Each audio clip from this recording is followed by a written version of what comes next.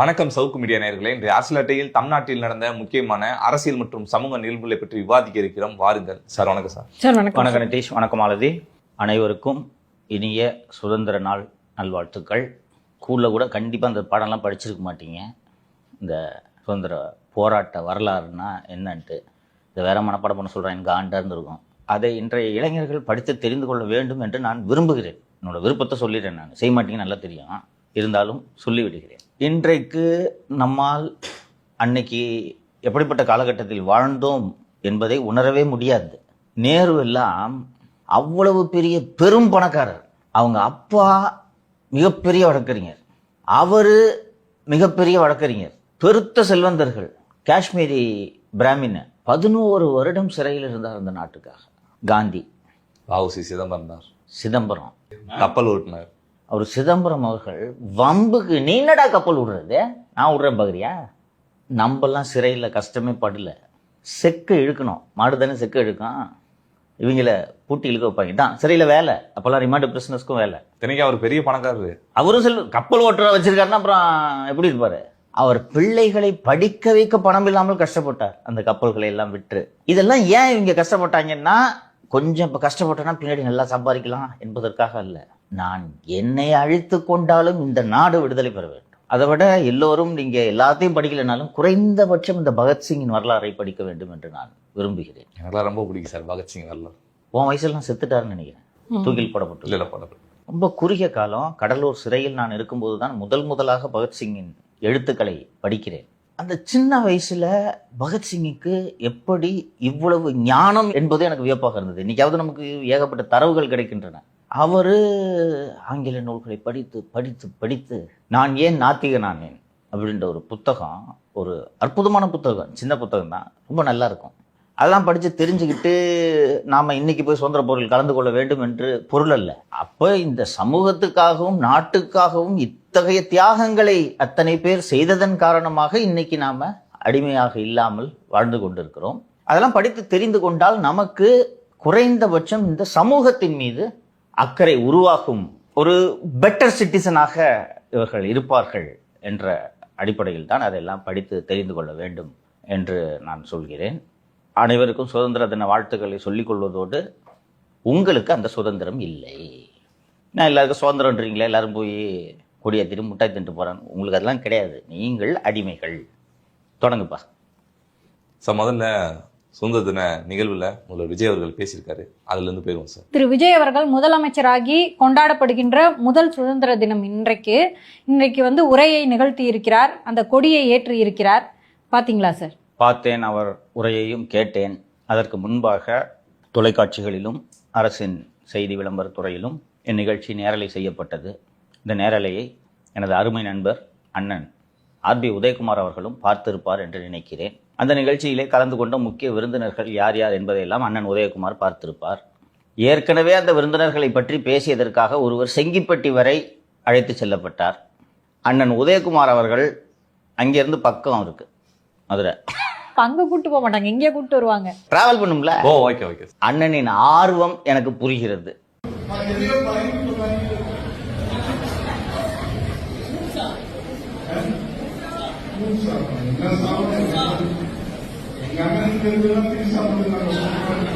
எப்படியாவது எதையாவது பேசி செய்திகளில் அடிபட வேண்டும் என்பது எனக்கு புரிகிறது. இந்த சுதந்திர தின நிகழ்வை பார்த்த பிறகு அவர் எப்படி பேச வேண்டும், எது பற்றி பேசக்கூடாது என்பதை உணர்ந்து நடந்து கொள்வார் என்று நான் நம்புகிறேன். அதே மாதிரி ஒவ்வொரு திமுக நிர்வாகி இதை மனசுல வச்சுக்கிட்டு பேசுங்க சார். உன் தலைவனுக்கே 8.5 மணி நேரம் டிராவல், அப்போ உனக்கு என்னன்றதை புரிஞ்சுக்குங்க. லைவ் பார்த்தவங்களுக்கு புரிந்திருக்கும். மேற்படி இதில் சொல்வதற்கு ஒன்றுமில்லை. இப்போது முதல்வர் அவர்களின் உரைக்கு வருகிறேன். நான் அவசியமில்லாமல் யாரையும் புகழ மாட்டேன் என்பது என்னுடைய நிகழ்ச்சிகளை தொடர்ந்து பார்த்து கொண்டு வருபவர்களுக்கும் என்னை கவனித்து வருபவர்களுக்கும் நன்றாக தெரியும்.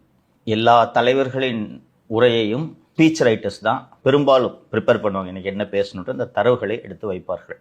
எதை எழுதி கொடுத்தாலும் படிக்கும் முதல்வர் இருந்தார். நான் இன்று பதவியை ராஜினாமா செய்கிறேன் அப்படின்னு எழுதி வச்சோன்னா, ஆக முன்னாடி ஒன்று சேர்த்துப்பார், ஆக 2, இது 2 அவரோடது சேர்த்துட்டு படிச்சு கட்ட பிரச்சனை அப்படின்னு கேட்பாரு. 1 மோர் போலாமா அப்படின்னாரு.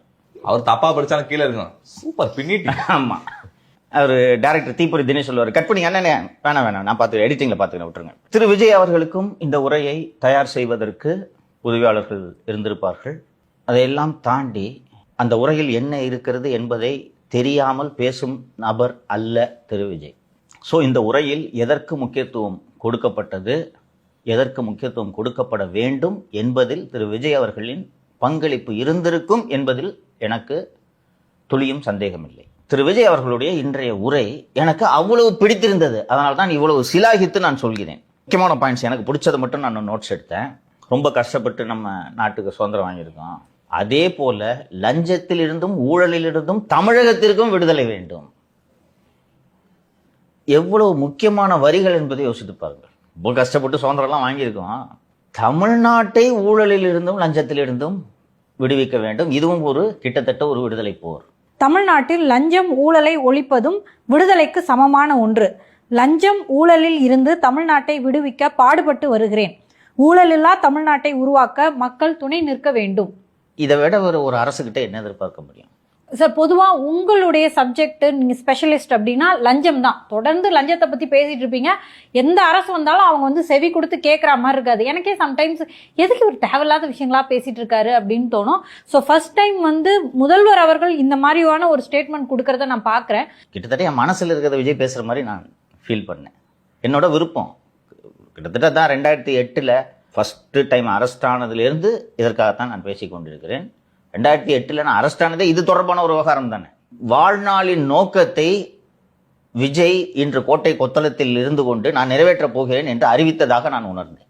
அடுத்ததா என்ன சொல்றாரு, என் நாட்டின் மக்களும், அடுத்ததா ரொம்ப முக்கியம், அதிகாரிகளும் இந்த மாநிலத்தை ஊழலில்லா மாநிலமாக மாற்றுவதற்கு ஒத்துழைக்க வேண்டும். மக்கள் ஊழலை ஏற்றுக்கொள்ளாத மனநிலையை வளர்த்து கொள்ள வேண்டும். ஸோ ஓவராலா திரு விஜய் அவர்களுடைய முதல் சுதந்திர தின உரையோட சம்மன் சப்ஸ்டன்ஸ் ஊழல் எதிர்ப்பு, ஊழல் ஒழிப்பு. வேற என்ன வேண்டும்? அதற்கு பிறகு அவர் சொன்னதில் முக்கியமான விஷயம் என்று நான் பார்ப்பது, நிர்வாக ரீதியாக மத்திய அரசோடு இணக்கமாக பணியாற்றுவோம். அதாவது என்னன்னா, திமுக மாதிரி மோடுமுட்டித்தனமா நடந்துக்க மாட்டோம். இப்போ ஆளுநர் இந்த சுதந்திர தினத்தை ஒட்டி ஒரு தேநீர் விருந்து கொடுப்பாரு. அது ஆங்கிலேயர் ஆட்சியிலிருந்து தொடரும் ஒரு சம்பிரதாயம். அதில் கலந்துக்காம புறக்கணிச்சிட்டா நீங்கள் மத்திய அரசு எதுக்குறீங்கன்னு அர்த்தமா? லூஸ் தனமா இல்லை? ஸோ தேநீர் விருந்து புறக்கணிப்பு இது ஒரு பெரிய எதிர்ப்பான். மத்திய அரசு தமிழக நலனுக்கு எதிராக ஏதாவது திட்டங்களையோ சட்டங்களையோ கொண்டு வந்தால் அதை சட்டப்பேரவையில் எதிர்ப்பது, வீதிகளில் எதிர்ப்பது என்பது வேறு. ஆளுநர் ஒரு வாயா டீ குடிச்சிட்டு போலான்னு கூப்பிட்டா நான் குடிக்க மாட்டேன், போ தேவையில்லை அப்படின்றது ஒரு பெரிய எதிர்ப்பான். ஸோ இந்த மாதிரி கிறுக்குத்தனமான வேலையில் எல்லாம் நாங்கள் ஈடுபட மாட்டோம். அதே நேரத்தில் மாநிலத்தின் நலனில் எவ்விதமான சமரசமும் செய்து கொள்ள மாட்டோம்.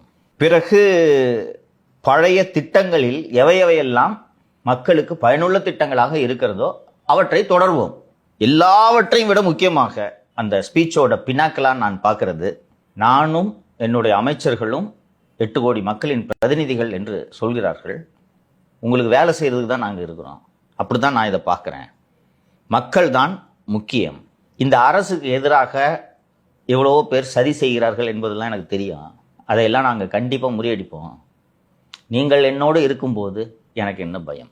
ஸோ திருநாவுக்கரசுகளும், செந்தில் பாலாஜிகளும், அனிதா ராதாகிருஷ்ணன்களும், வேலுக்களும், உதயநிதிகளும் புரிந்து கொள்ள வேண்டியது என்னவென்றால், ஏதாவது சதித்திட்டத்தில் ஈடுபட்டு சதி செயல்களை செய்து இந்த அரசை ஒருவேளை நீங்கள் கவிழ்த்தால் கூட 200 இடங்களுக்கு மேல் வெற்றி பெற்று இன்னும் வலுவாக வந்து அமர்வார் என்பதை புரிந்து கொள்ளுங்கள். ஸோ ஏற்கனவே தாவேக எம்எல்ஏக்களுக்கு கொடுத்த அட்வான்ஸோட நிறுத்துங்க. ஃபர்தர் பேமெண்ட்லாம் பண்ணாதீங்க, வேஸ்ட்டு.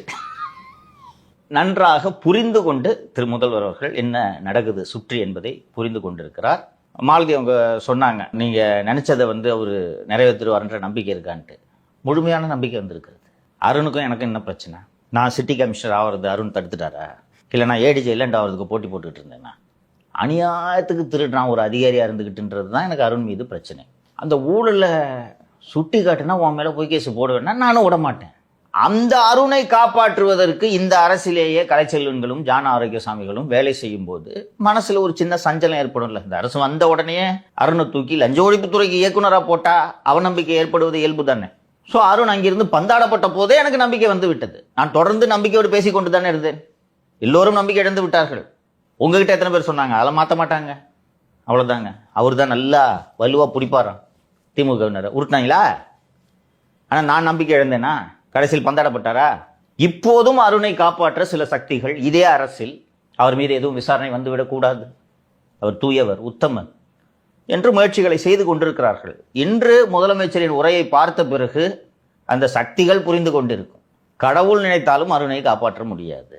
அது மட்டுமல்லாமல் தமிழக அரசில் பணியாற்றக்கூடிய கடைநிலை ஊழியர் முதல் தலைமைச் செயலாளர் வரை, காவலர் முதல் டிஜிபி வரை கைகளில் கரை படிந்தால் என்ன நடக்கும் என்பதை முதல்வர் இன்று சுதந்திர தின உரையில் உணர்த்தி விட்டார் என்றுதான் நான் பார்க்கிறேன். ஒரு 3 நாளைக்கு முன்னாடி இந்த சப்ரிஜிஸ்டர் ஒருத்தர் மாட்டினார்ல 15,000 திருடி, இது போன்ற வேலைகளில் ஈடுபட்டால் என்ன நடக்கும் என்பதை அவர்கள் இனிமேல் புரிந்து கொள்வார்கள். ஸோ இதிலிருந்து முதல்வரோட இன்டென்ட்டை நீங்க புரிஞ்சுக்கலாம்.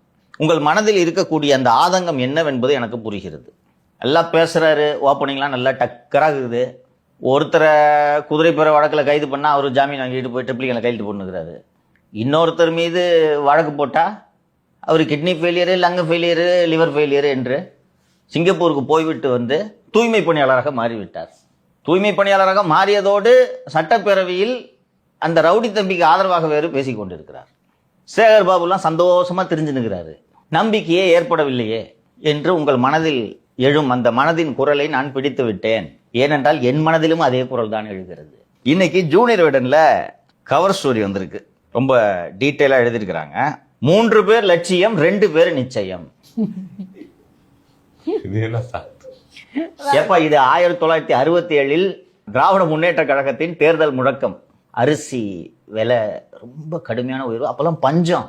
இன்னைக்கெல்லாம் தின்னு உடம்பு பெருத்து போய் வியாதியை இது பண்ணிக்கிறோம். அப்பெல்லாம் 60களில் 50களில் 60கள்லாம் பெரும் பஞ்சம். கிராமங்கள் எல்லாம் கேழ்வரகு இது மாதிரி அரிசின்றதே ரொம்ப ஒரு உயர்ந்த விலை உயர்ந்த ஒரு பொருள் மாதிரி இருக்கும். அப்போ திராவிட முன்னேற்ற கழகத்தின் தேர்தல் முழக்கம் ரூபாய்க்கு 3 படி லட்சியம், 2 படி நிச்சயம். இதுதான் தேர்தல் முழக்கம். ஸோ அந்த ஜூனியர் கவர் ஸ்டோரியில 3 பேர் லட்சியம், 2 பேர் நிச்சயம்.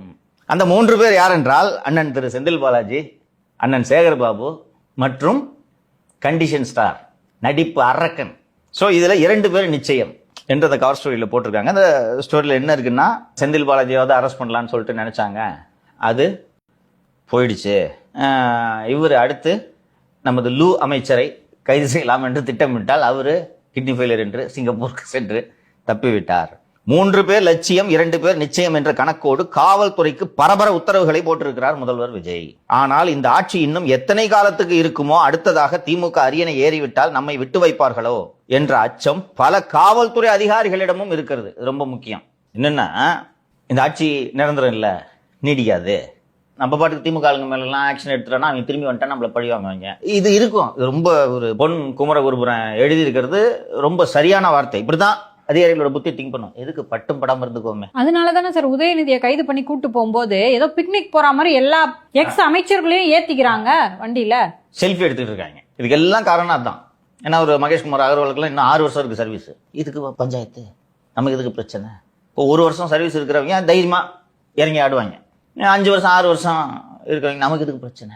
ஆனா இதே மாதிரி திமுக ஆட்சியில இருக்கும்போது அப்படி நினைக்கலையா சார்? யாரெல்லாம் திமுக வந்து ஏவி விட்டு கைது பண்ணணும்னு சொன்னிச்சோ அவ்வளவு ஒரு இரும்பு கடம் கொண்டு ஒடுக்குனாங்களே சார். இது மைனாரிட்டி ஆட்சி நடந்துருக்கு. ஏனென்றால் திமுக நிரந்தரமாக ஆட்சியில் இருக்க போகிறது என்று அவர்கள் நம்பினார்கள். சோ இப்போ இந்த கவர்மெண்ட் நித்திய கண்டம் பூரண ஆயுசு என்று இருக்கிறதோ. அப்புறம் முன்னாள் அமைச்சர்கள் மீது வழக்கு பதியவும் விசாரிக்கவும் அந்த அதிகாரிகள் ரொம்பவும் யோசிக்கிறார்கள்.